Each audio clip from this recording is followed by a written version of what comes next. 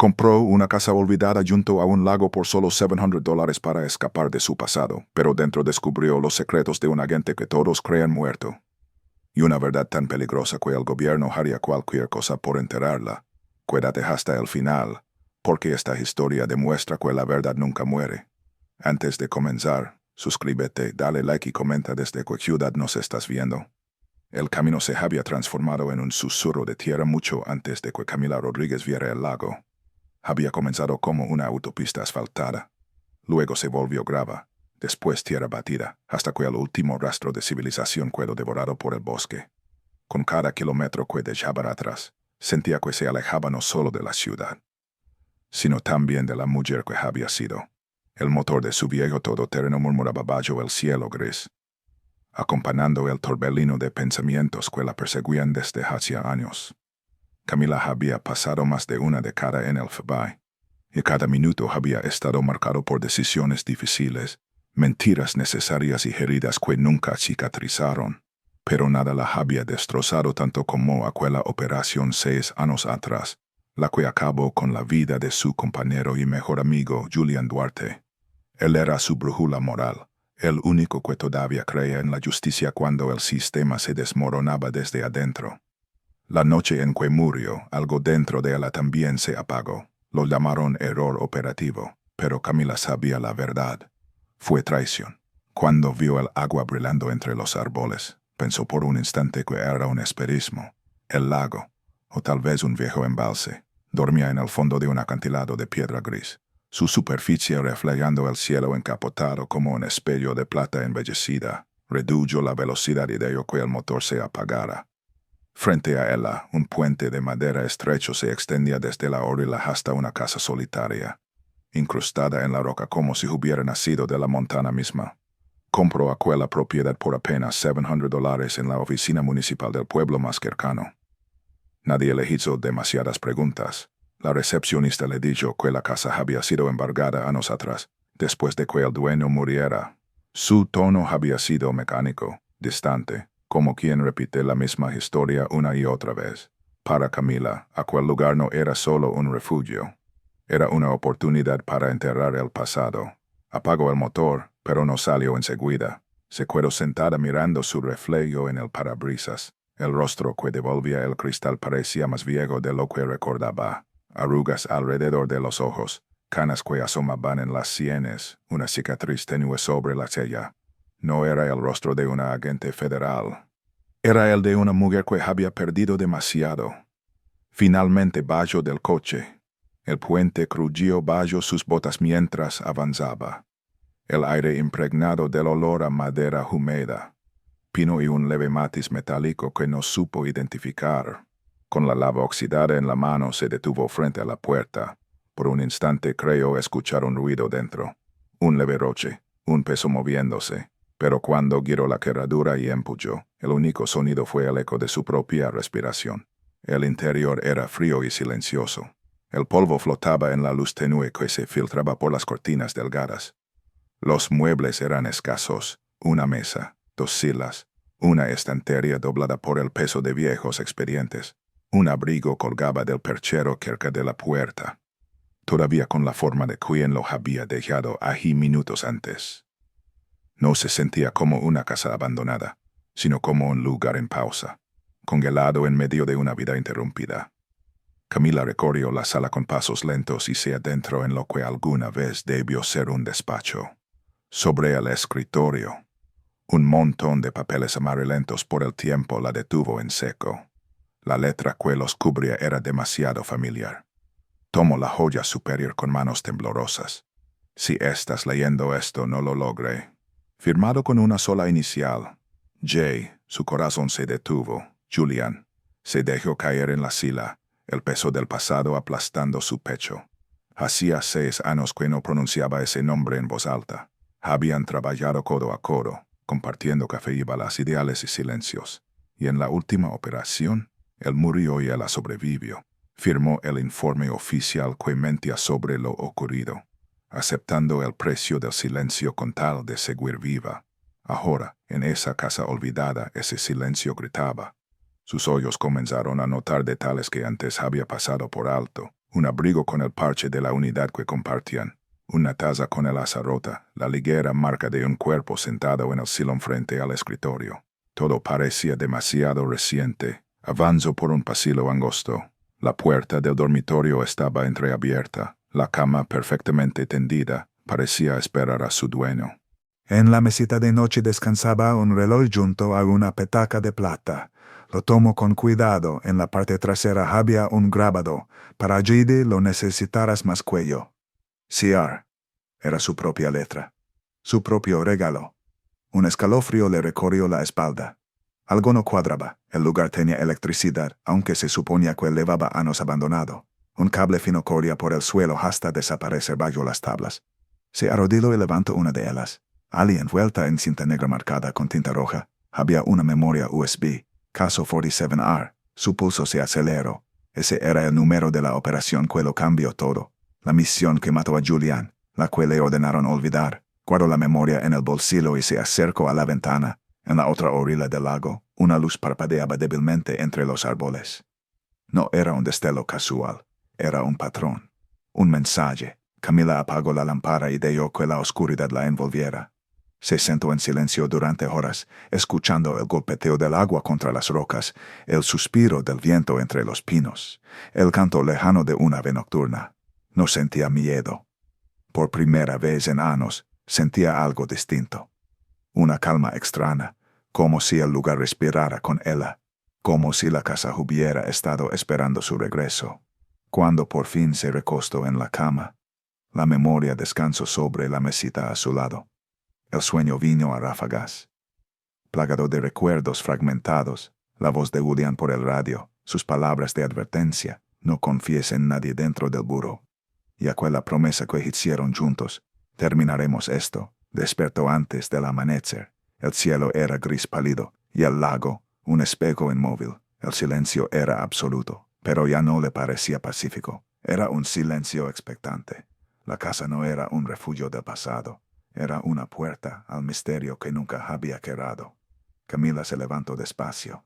Tomó la memoria en sus manos y susurró el número como un juramento. Caso 47R. Sabía que su llegada a ese lugar no había sido casualidad.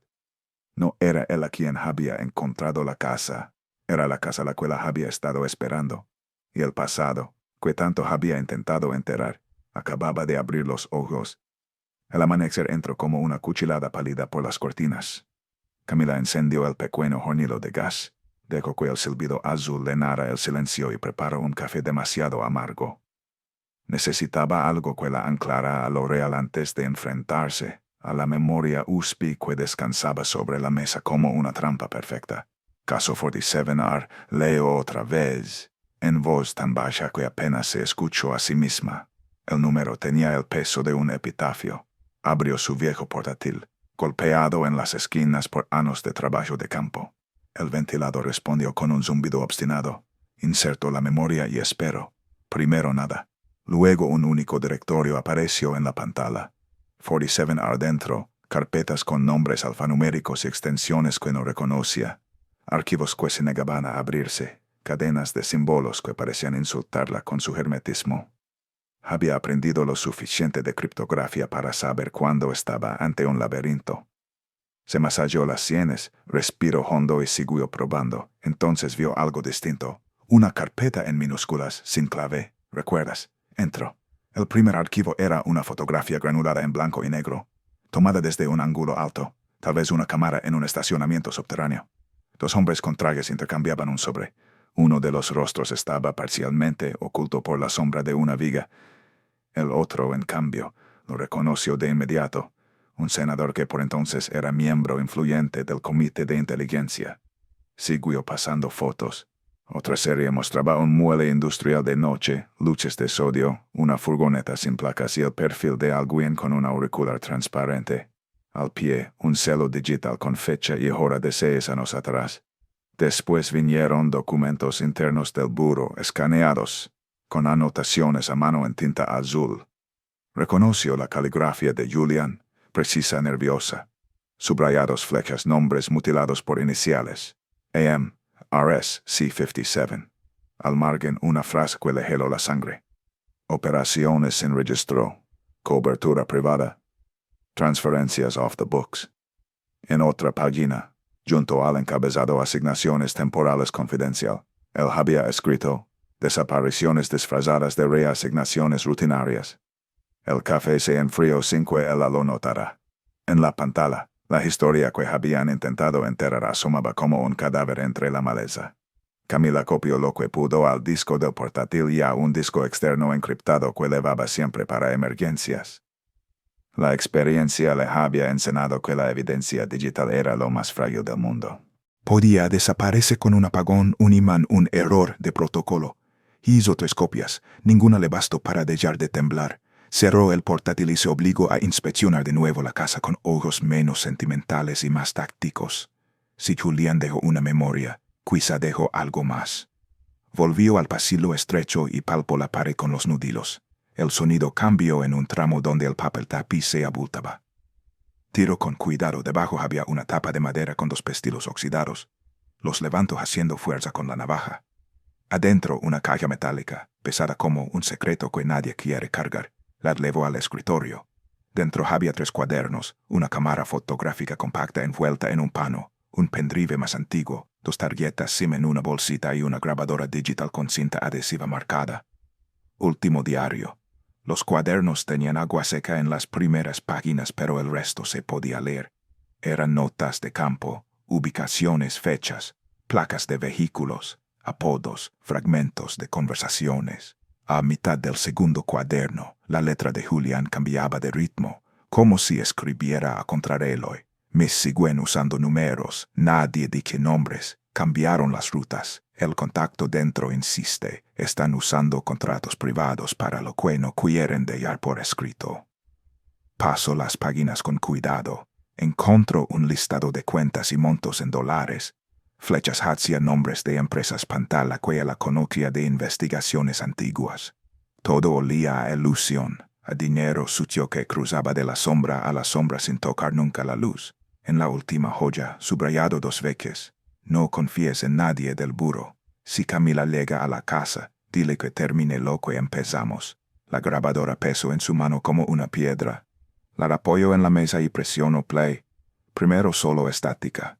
Luego la respiración de alguien que intenta no hacer ruido. La voz de Julián surgió temblorosa. Pero nítida.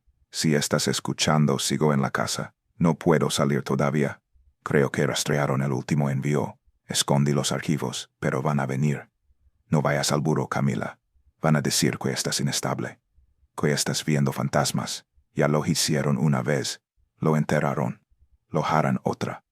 Un golpe de puerta, pasos rápidos, un roce. Ya el audio se cortó. Camila no se movió por un largo minuto. La casa volvió a quedarse con sus crujidos y su polvo suspendido. Había querido creer que el mundo era un poco menos cruel de lo que intuía la noche del funeral. Había querido creer que firmar aquel informe era solo una manera de seguir respirando, pero el legado de Julián, escondido en esa casa, la obligaba a mirar de frente. Guardó la grabadora, los cuadernos y las tarjetas, SIM en una bolsa estanca, junto a la memoria y el disco. Se lavó la cara en el baño con agua fría de las Canarias que gemían. Extendió los mapas del condado sobre la mesa. Marcó rutas de escape. Localizó el único café del pueblo con wifi medianamente decente que recordaba haber visto al entrar. E hizo una lista de tareas que empezaba con lo obvio: asegurar y duplicar. Luego, filtrar a la persona indicada. Tomó el coche al mediodía. El sol tímido apenas perforaba el cielo. El camino serpenteaba entre pinos altos que parecían escucharlo todo. En el pueblo estacionó frente a una tienda de abarrotes con toldo rojo. Adentro olía a maní tostado y lejía. Un hombre mayor, de bigote espeso y gorra de béisbol, levantó la vista cuando sonó la campanita de la puerta. «Buenos días», dijo él, leyendo la etiqueta del agua que él la dejó sobre el mostrador. «La casa del acantilado, ¿verdad? Hace tiempo que nadie sube por ala». Camila sostuvo la mirada con una sonrisa prudente. «Acabo de comprarla. Solo necesito algunas cosas». El hombre, Don Hernán, decía su placa. Arrugó la frente. «Dicen que trae mala suerte. La última vez que se vio movimiento ala, vino la policía del condado. y luego unos federales. Después, silencio. Le devolvió el cambio. Hay lugares que prefieren que los dejen dormir. A veces el sueño guarda respuestas, dijo Camila, casi sin pensarlo. Él la miró de un modo que mezclaba advertencia y curiosidad, pero no preguntó más. Afuera el viento cargaba un presagio metálico. Camila cruzó la calle hasta una cafetería con mesas de hierro forjado. En el interior, dos adolescentes discutían por un cargador y una mujer joven escribía en una libreta. Perfecto, anonimato. Pidiendo un café negro, se sentó en la mesa junto al ventanal y abrió el portátil. No usaría redes abiertas para nada crítico. Tenía un modem propio con conexión cifrada que había cargado por costumbre y paranoia. Activó su VPN. Ajustó protocolos, deshabilitó micrófono y cámara. Luego preparó el paquete, seleccionó fragmentos verificables, las fotos del estacionamiento, los documentos con celos internos, un extracto del audio donde la voz de Julian decía, no confíes en nadie del buró, y los acompañó con un memo, cronología mínima y puntos de verificación. Publicar solo tras corroborar por doble fuente. Nombre en reserva. Escribió el destinatario con dedos que le sudaban las llamas. Valeria Montes. Periodista de investigación. Antiguo contacto. Habían colaborado una vez en un caso que casi les cuesta el trabajo a ambas. Valeria no debía lealtad a nadie del buró. Eso contaba más que cualquier amistad. Abrió una plataforma cifrada que ambas habían acordado años atrás para, si algún día, adjuntó los archivos y programó un Deadman Switch. Si Camila no confirmaba actividad en 72 horas, el resto del paquete, incluidos los nombres completos que aún no se podían publicar, se enviaría automáticamente a 3 redacciones de diferentes ciudades y a una ONG de libertad de información. Dudo. Cerró los ojos. Pensó en la voz de Julian. Si Camila llega a la casa, que termine lo que empezamos. Presionó enviar. El latido en su garganta tardó en bajar. Abrió un nuevo documento y empezó a escribir una línea de tiempo desde el día en que conoció a Julian, como si enumerar los hechos pudiera protegerla del caos, fechas, lugares, placas, fragmentos de conversaciones. Cada dato alimentaba una estructura que tal vez resistiría lo suficiente. Dejó instrucciones encriptadas para sí misma. Dónde esconder una copia física, cómo moverse si vea el mismo se dan 2 veces. Qué hacer si el teléfono vibraba sin notificación visible. Era un lenguaje que su cuerpo nunca había olvidado. Pagó y volvió a la tienda de don Hernán por baterías y una linterna adicional. Él la observó llenar la cesta con una quilla en alto. ¿Se cuida mucho?, preguntó. Lo justo, respondió ella. La gente del pueblo dice que a veces se prende una lucecita al otro lado del lago. Nadie sabe quién la enciende, agregó como si no pudiera contenerse. Lo han visto desde el incendio de Hacheanos. Camila parpadeó. Incendio. El carraspeo, como si hubiera dicho de más. Y se encogió de hombros. Rumores. Ya sabe cómo somos en los pueblos. A veces los rumores son mapas, dijo Camila, y le agradeció. Con las bolsas en el asiento trasero, tomó el camino de vuelta. La tarde comenzaba a deshacerse en un gris más oscuro. Al cruzar el puente, el crujido de las tablas sonó distinto, más tenso. Entró, cerró con doble vuelta y bajó las cortinas, encendió de nuevo el portátil y conectó la cámara compacta encontrada en la calle. En la memoria había 15 fotos nuevas para ella. 3 eran de la casa misma, tomadas desde ángulos que sugerían vigilancia. Otras mostraban placas de vehículos, algunas con prefijos gubernamentales, y 2 retratos borrosos de hombres en un diner. En el reverso, con marcador, fingieron ser del Treasury, pero levan credenciales del 10.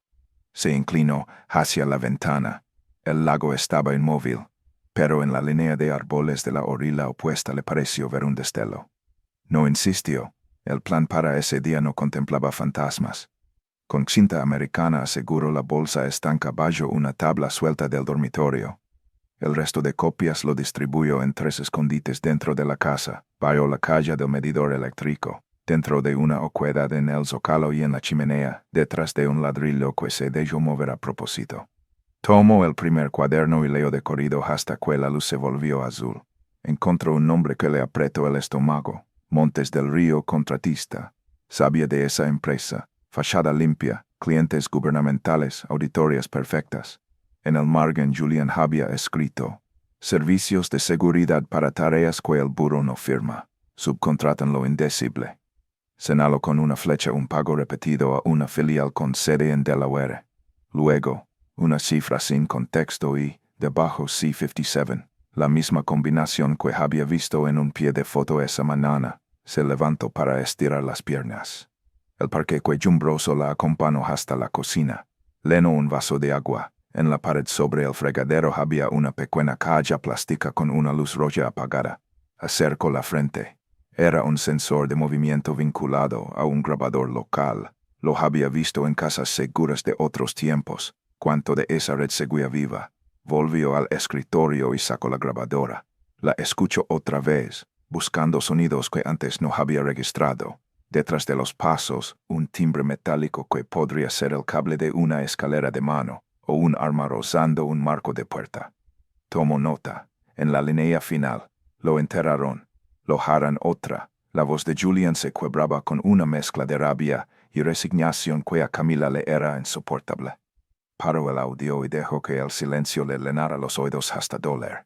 Sabía que ya no podía medir su siguiente movimiento por el miedo.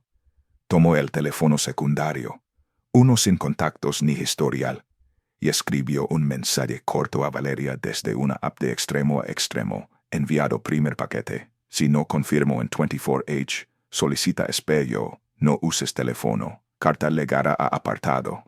Tenía preparada una carta física con un resumen en tinta indeleble y 2 fotografías impresas. La dejó dentro de un sobre impermeable, junto a un celo y la dirección de un apartado postal en otra ciudad. Al amanecer lo enviaría. Antes de cerrar el día volvió a los cuadernos. Una entrada en particular parecía escrita mirando por la misma ventana en la que ahora él se apoyaba. A veces creo que la casa respira, que escucha. Si Camila lega, sabrá leer lo que el silencio dice. Quiero el cuaderno con las manos apoyadas en la tapa, como si abrazara una memoria que duele y salva al mismo tiempo. La noche cayó completa. Encendió una lámpara valla, suficiente para no traicionar su posición hacia afuera. Hizo un último inventario. Copias a resguardo, envío inicial hecho, switch programado, carta lista. Releo por disciplina, la lista de reglas que se había impuesto. No rutinas, no ventanas iluminadas, no luz de pantalla cerca de cortinas, no responder a golpes sin palabra clave. Se permitió una concesión. Abrió una rendilla de la cortina y dejó que un hilo negro del lago entrara en sus hoyos. Le pareció un parpadeo remoto entre los árboles. Lo dejó pasar. Aún no era el capítulo de la persecución. Hoy tocaba honrar el legado. Fui al dormitorio con la bolsa estanca. Comprobó los cierres, y antes de apagar la luz, apoyó la palma sobre las tablas del suelo. Debajo dormían la grabadora, los cuadernos, los nombres. No confíes en nadie del buró, murmuró y no supo si le hablaba a la casa, a la memoria de Julian o a la mujer que era. Se acostó vestida, con las botas al pie de la cama y la pistola en la mesita. El viento lamió el acantilado y la casa respondió con un susurro de madera asentándose sobre la roca. Camila cerró los ojos, no para descansar, sino para fijar los mapas en su mente. Al día siguiente, empezaría la parte visible del plan. El envío físico, una visita al correo, otra copia fuera del condado. El engranaje había echado a andar. Antes de dormirse, repitió en silencio la frase que había subrayado Julian. Termina lo que empezamos. No era una consigna, era una promesa. Afuera, el lago siguió siendo un espejo opaco. Adentro, en la penumbra, la casa parecía escucharla. Y así, cuando la madrugada volvió a tensarse como una cuerda, Camila ya estaba despierta, sentada en el borde de la cama, con el abrigo puesto y el sobre en la mano. No sabía aún que alguien, en algún sitio de la carretera, ya había leído el primer latido de su retorno. Pero ese presentimiento pertenecía al mañana. Por ahora, en el corazón de la casa del acantilado, solo había una mujer, una voz grabada y un legado que ardía. La verdad. Lo entendió con una claridad que daba miedo. No iba a morir. No esta vez. Y si el mundo quería silenciarla otra vez, tendrían que entrar hasta el último rincón de esa casa. Tendrían que cruzar el puente. Tendrían que enfrentar a Camila Rodríguez. El amanecer le legó sin descanso. Camila no había dormido. Pasó toda la noche revisando archivos, cruzando nombres y números, trazando conexiones en joyas esparcidas por el suelo como piezas de un rompecabezas que nunca debió existir. Cada página confirmaba lo que Julian había insinuado antes de morir. La corrupción no era un rumor. Era un sistema meticulosamente diseñado para operar desde las sombras, protegido por quienes juraron hacker cumplir la ley. Al despuntar el día, el lago parecía un espejo muerto, cubierto por una fina capa de niebla que apenas dejaba ver la orilla opuesta. Camila quebró el último cuaderno y lo guardó en la bolsa estanca junto con la memoria, la grabadora y las copias de seguridad. Luego miró el reloj. Ya era hora de mover la información al siguiente nivel. Había enviado el primer paquete a Valeria, pero lo más delicado, los nombres completos, las cuentas, las grabaciones, seguía en su poder. Era demasiado peligroso enviarlo sin confirmar si alguien la estaba vigilando. Tomó un sorbo de café frío y se dirigió al despacho. Lo primero que notó fue un pequeño detalle que antes no estaba allí. El indicador rojo de una cámara en la esquina parpadeaba. Se acercó despacio, el pulso acelerado. Siguió el cable hasta un panel oculto tras una estantería. Julian había instalado un sistema de vigilancia completo, cámaras interiores y exteriores, conectadas a un grabador con almacenamiento local. Lo encendió.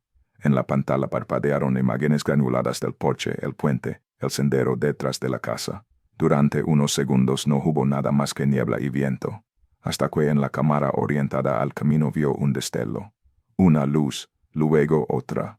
Dos faros cruzaron brevemente el cuadro antes de desaparecer. Camila rebobinó la grabación. Detuvo el video justo cuando la matrícula se hizo visible. Alcanzó a leer los últimos caracteres, C57.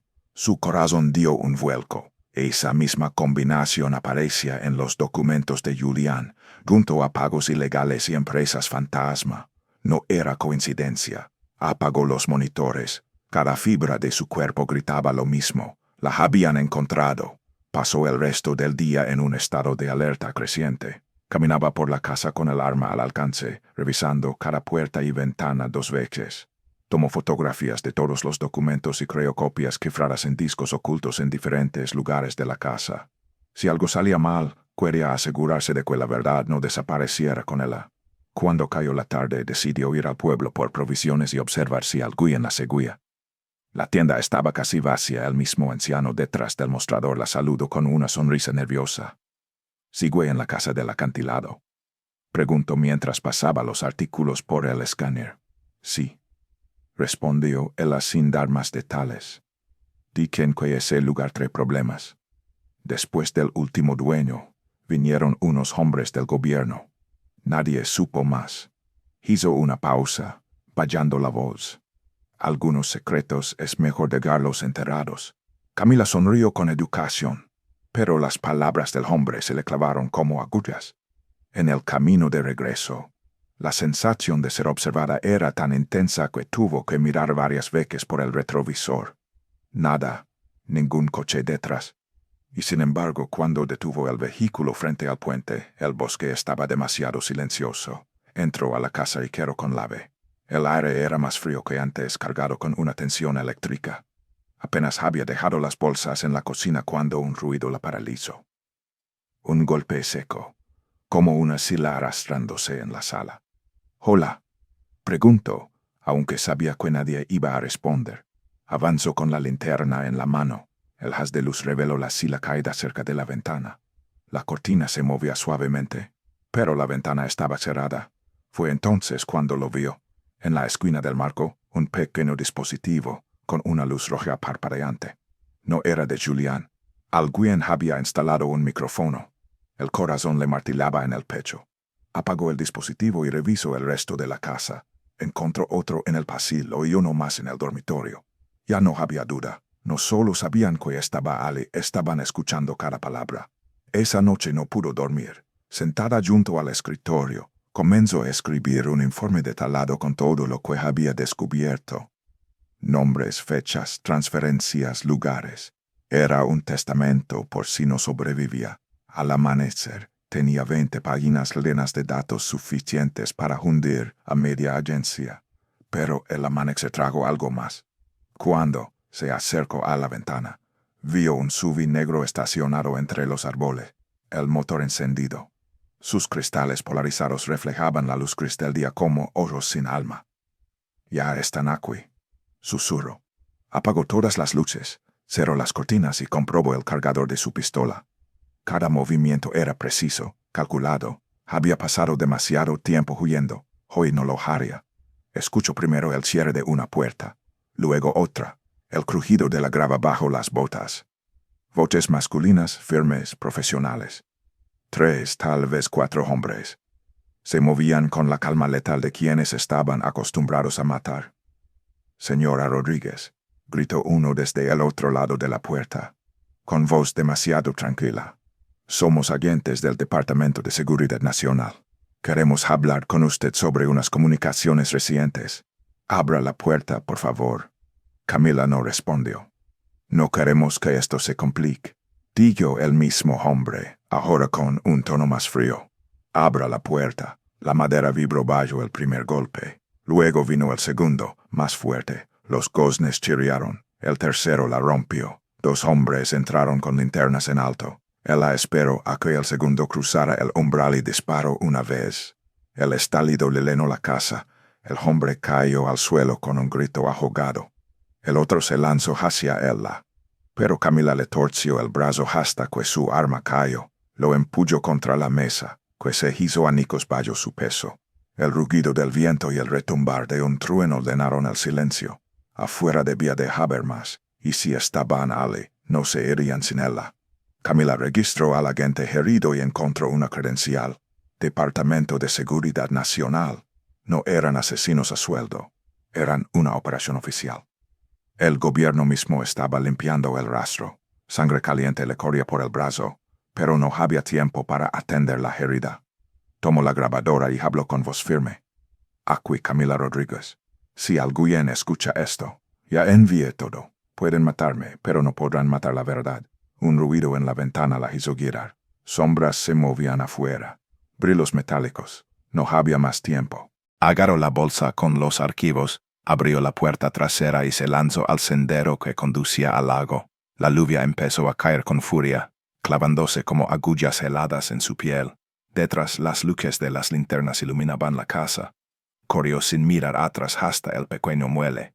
Allí un bote viejo la esperaba, atado al extremo. Subió y empujó con todas sus fuerzas.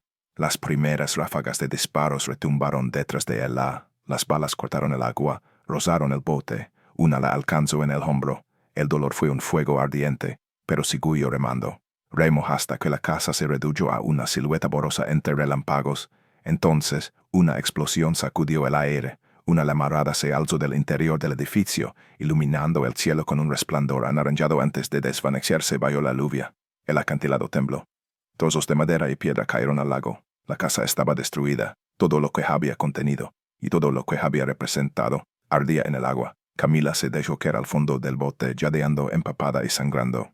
Sabía que no se detendrían, que seguirían buscándola, pero también sabía que, por primera vez en 6 años, ella había recuperado el control, porque los archivos ya no estaban en la casa, ya no estaban en su poder, ya estaban en el mundo. Y con eso comenzó la verdadera caza.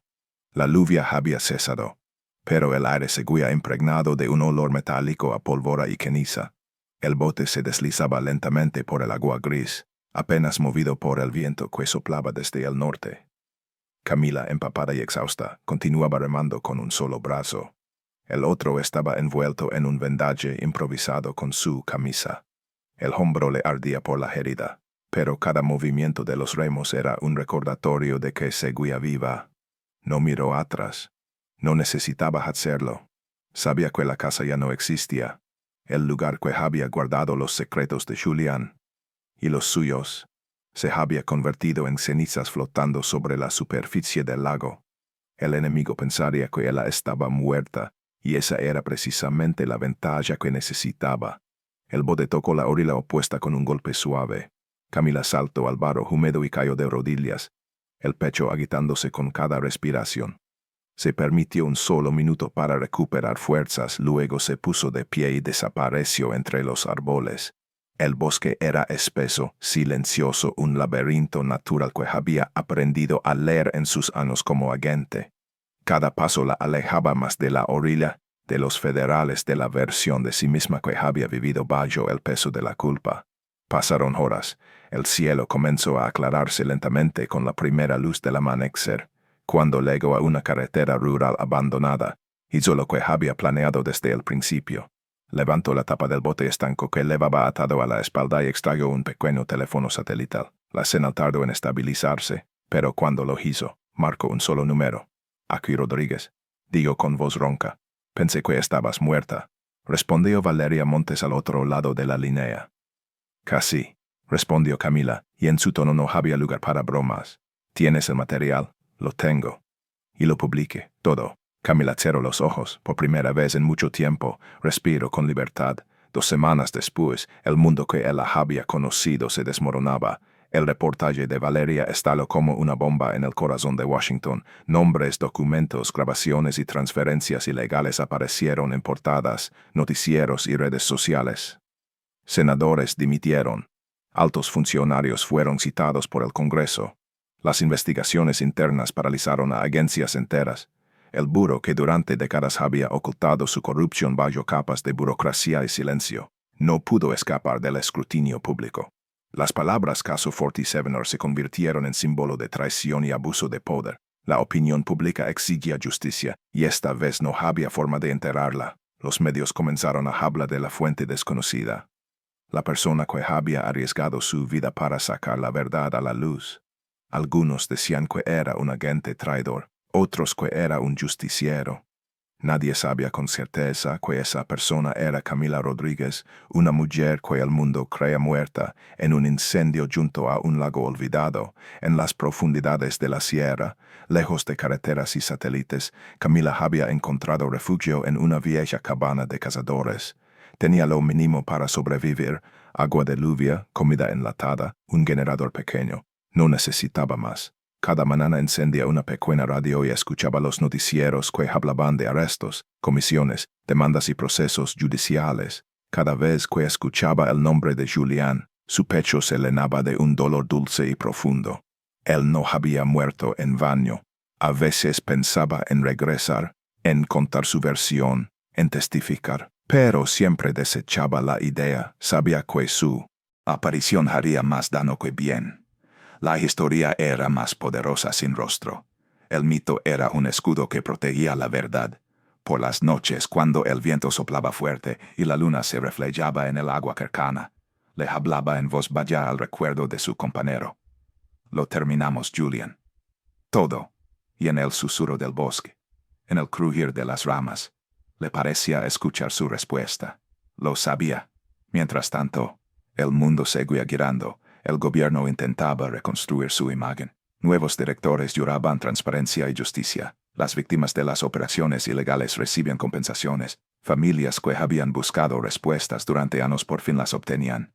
La red de corrupción que había infectado el sistema durante décadas se desmoronaba pedazo a pedazo. Y sin embargo, en la orilla del lago donde todo había comenzado, algo permanecía. Las ruinas de la casa seguían en pie, ennegrecidas por el fuego, devoradas por el musgo. Los lugareños decían que, en las noches de niebla, una luz tenue titilaba donde solía estar el porche, y que una voz femenina podía oírse susurrando desde el agua. Nadie sabía con certeza si era el viento, o el eco de la verdad que se negó a morir. Camila Rodríguez no volvió a aparecer en ningún registro oficial. No hubo señales de ella en cámaras, aeropuertos ni fronteras. Para el gobierno, había desaparecido sin dejar rastro. Para el pueblo, se convirtió en una leyenda. Contaban que había sido una agente que descubrió la podredumbre del poder y decidió enfrentarlo sola. Que entregó su vida por la justicia. Que eligió el silencio para que la verdad hablara más alto. Y aunque nadie la volvió a ver, su obra seguía viva. La verdad que destapó cambió la historia del país para siempre. Y mientras el lago seguía reflejando el cielo gris de otoño, el eco de su voz seguía flotando sobre el agua, recordándole al mundo una lección que nunca debía olvidar. La verdad no se puede matar, puede enterrarse, puede ocultarse, pero siempre encuentra la forma de salir a la luz. Camila lo había demostrado, y gracias a ella, el legado de Julian no murió. Su sacrificio, y el de ella, no fue en vano. El mundo era diferente ahora, y en algún lugar lejano, en lo profundo de un bosque silencioso, una mujer herida y libre sonrió al escuchar esa verdad repetirse en la radio, porque sabía que había cumplido su promesa, porque sabía que al fin la justicia estaba de su lado, porque sabía que la verdad no muere, la verdad no pudo ser silenciada. Aunque Camila desapareció sin dejar rastro, su lucha cambió el país para siempre y demostró que ningún poder puede esconder la justicia para siempre. Si esta historia te impactó, suscríbete al canal, comparte este video con tus amigos y escribe en los comentarios si tú también crees que la verdad siempre encuentra su camino.